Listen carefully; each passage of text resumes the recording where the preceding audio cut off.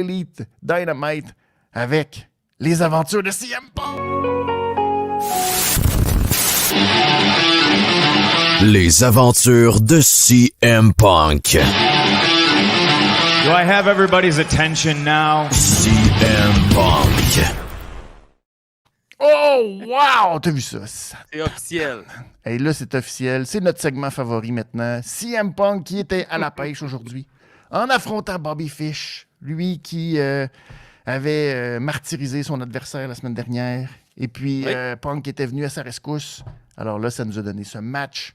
Fabuleux match entre CM Punk et Bobby Fish pour commencer Dynamite. C'est la version pantalon de CM Punk cette semaine. Il l'avait collé cette semaine sur Twitter. Ouais, C'est il l'a toujours collé ça. cette semaine. Une semaine en short, une semaine en pantalon. Alors, tu sais, dépendamment de la température, comment est-ce qu'il se sent, tu sais. Mais à son fasse attention. début, à Rampage, il était en long tights. Après ça, à son Ouais. début à Dynamite, il était en long tights. Son deuxième combat à Rampage, il était en short. Fait que son deuxième combat à Rampage devrait être en short.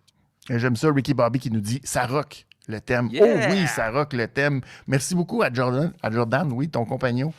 Ton collègue de travail qui nous a prêté sa merveilleuse voix pour faire ce fabuleux jingle. Alors, merci beaucoup.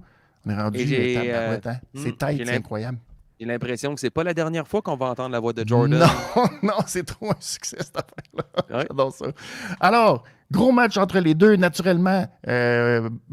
Bobby Fish, vous le savez, c'est un gars de coup de pied. Alors, c'est comme ça qu'il réussit à contrer et à prendre le dessus assez violemment sur CM Punk. CM Punk qui met over, naturellement, les Scoop Slam, comme à chaque semaine maintenant. C'est rendu sa grosse marque de commerce.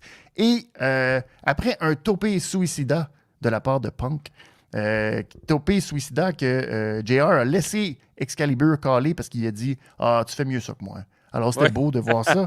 Et finalement, ça a réveillé Bobby Fish qui s'est mis à donner des coups de pied, mais tout à fait méthodique. Alors, c'était paf, paf, faites tomber Punk en bas du tablier du ring, à pif, paf, à coups de pied, à coups de pied, à coups de pied, les coups de genoux. Punk a été massacré méthodiquement très longtemps. Finalement, il s'en est sorti et il a réussi même à monter sur la troisième corde. Et là, il avait tellement mal aux jambes qu'il a vendu sa jambe qui boitait en sautant de la troisième corde pour sa descente du coude, mais sur une jambe. Alors, il l'a assumé tout le long, Punk. Très bien fait. Pensé. Mais là, il a voulu faire une première fois le GTS, mais ça n'a pas fonctionné parce que sa jambe, il n'est pas à l'aise, tu comprends?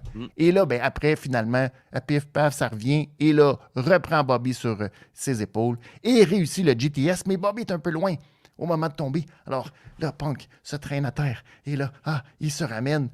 1, 2 et 3, lève l'épaule. Ah, tabarouette. Puis là, Punk, il regarde l'arbitre. Puis l'arbitre, il dit « T'as gagné! » Punk, il était pas content. Il regardait l'arbitre. Et c'était pas Pas supposé sûr finir que... comme ça. Non, c'était pas supposé se finir en 13 minutes. Ce match-là, on avait décidé d'aller jusqu'à 14. Qu'est-ce que tu viens de faire là? T'es un peu choqué de la façon, mais en même temps, c'était une victoire qu'on s'attendait de CM Punk. Qu'est-ce que tu as pensé de cette performance-là où Punk il n'a eu pour son rhume? Ça n'a pas été facile. Premièrement, j'étais certain qu'il allait commencer le show avec CM Punk. Là. 2 shows sur 3 commencent avec Cult of Personality. C'était pas une surprise pour personne. Mais on aime beaucoup les tunes à la All Elite Wrestling. C'est celle-là de Adam Cole qui a battu Metallica puis Ozzy Osbourne sur Apple Music. La tune à CM Punk. C'est gros, la tune à Daniel Bryan fait danser les filles dans les estrades. Mais la tune à Bobby Fish. C'est vrai qu'elle est bonne, hein? Elle a quelque chose qui groove, hein? Oui, il y a quelque chose de... Il a le goût de faire genre, c'est comme en skanké, faire un petit body slam en même temps. Genre... J'avoue que t'as raison là-dessus. Moi aussi, j'ai comme le même feeling de... on dirait que... Un vieux show de punk dans un sol d'église. Là. On est 30, là, puis c'est tous les membres de la famille puis des amis du band. Exact. C'est tellement ça, Marie. Mais oui, ça donne ce petit feeling-là. Il y a quand même quelque chose en même temps que tu dis, il me semble que ça fait kitsch un peu, ça fait punk. Mais en même temps, Colin, on dit qu'on est dedans pareil. C'est malade, j'adore ça. Je l'adore, sa toune. Avec son RP, ça fait au bout. Absolument. J'avais beaucoup d'attentes pour ce combat-là parce que c'est 2 gars avec le même style. Tu l'as mentionné, Benny. Bobby Fish va être beaucoup des coups de pied, va être très méthodique. CM Punk aussi, hein, il va beaucoup étudier son adversaire. C'est deux lutteurs qui vont prendre leur temps et qui vont donner un combat qui est lent. Ils peuvent donner un combat qui est très long, mais très lent en même temps.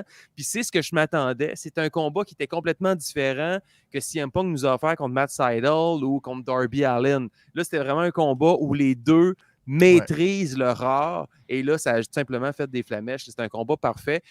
Jusqu'à la toute fin, où moi aussi, j'ai hésité. Je sais qu'on parlait avec Guillaume sur notre conversation là, pendant le show, puis on se disait, est-ce que comme JBL a déjà fait sur Eddie Guerrero, kick out au 3. Super vite, là. Ouais. C'est ça, après le compte de 3, fait que ça donne un certain réalisme. J'aurais pu y croire, mais avoir le visage, l'expression faciale de CM Punk en regardant l'officiel en disant...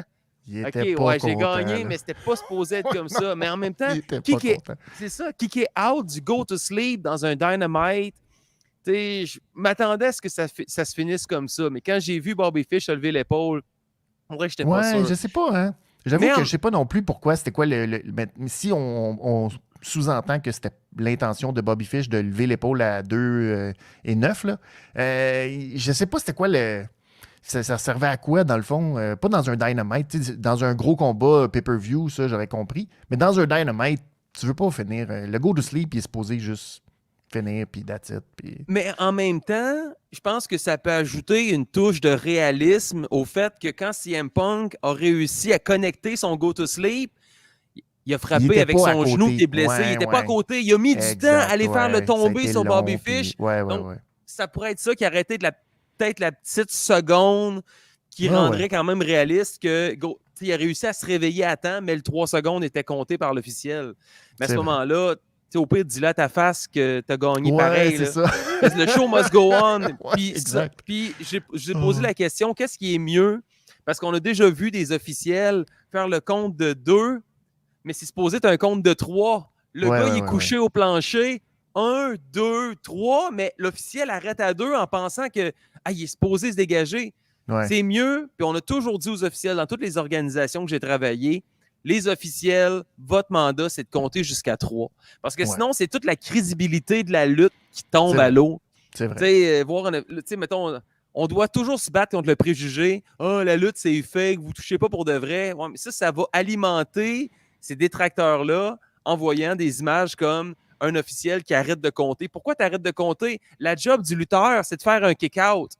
That's it. Si tu kick-out pas... Puis il y a une job à faire, l'arbitre. L'arbitre, il y a un travail à faire. Puis il amène une crédibilité au combat. Les deux lutteurs doivent être solides, doivent être crédibles, mais l'officiel est tout aussi important que les deux autres lutteurs. Puis la job du lutteur, c'est de kicker out. Si kick out pas, l'officiel compte jusqu'à 3. That's it. J'ai déjà vu backstage... Roland Belli, je vais revenir là-dessus. J'ai déjà vu des lutteurs arriver backstage puis lancer de la merde à l'officiel. Puis l'officiel, ce qui répond, c'est « T'avais juste à lever ton épaule, man. T'as pas kické out à temps. » Il y a un eye contact qui se fait. Fait que c'est pour ça, toujours garder les yeux sur l'officiel aussi. Puis même moi, je le dis toujours à l'officiel, 2.9. Puis là, c'est beau, il va s'en rappeler. Ouais, non. Je vais toujours parler à l'officiel, même s'il est au courant de tout. Je vais toujours l'informer pour être certain que tout se déroule comme prévu. Ouais, ben c'est ça. Puis l'autre aspect que je voulais juste souligner, c'est que des fois, peut-être, le fait que c'est de la télé, il y a des contraintes de télévision que des fois, les lutteurs, à un moment donné, oublient que ça fait déjà 13 minutes le match. Fait que des fois, tu peux pas aller le temps que tu veux, comme dans un house show où là, c'est pas grave de prendre 2 minutes de plus, ça change rien. Mais là, pour la télé, peut-être que l'arbitre, lui, s'est fait dire non, c'est là que ça se finit parce que, regarde, là, on est déjà à 13 minutes, il faut passer, on a bien du stock à soir. Des fois, ça arrive, ça aussi, puis des fois, les lutteurs sont choqués de ça, mais il n'y a peut-être pas eu le moment de communication entre les deux pour dire là, c'est le moment qu'il faut qu'on aille au finish, il faut qu'on s'en aille. T'sais. Fait que ça se peut pourrait très bien peut-être aussi, ça, ces petits éléments-là qui font la différence. Quelle note t'as donné à ce match? Je rock la note avec Guillaume. Je sais qu'il a donné 4 piastres. Je donne 4 piastres aussi. Puis j'aimerais rajouter sur ce combat-là que, contrairement à plusieurs combats qu'on peut voir à la All Elite, comme par exemple, là, on va y revenir plus tard, là, Ethan Page contre Sammy Guevara, j'étais sur le bout de mon divan. J'étais comme « Oh shit! Shooting Star Press à l'extérieur du ring! » Là, je donne un 4 piastres à CM Punk contre Bobby Fish.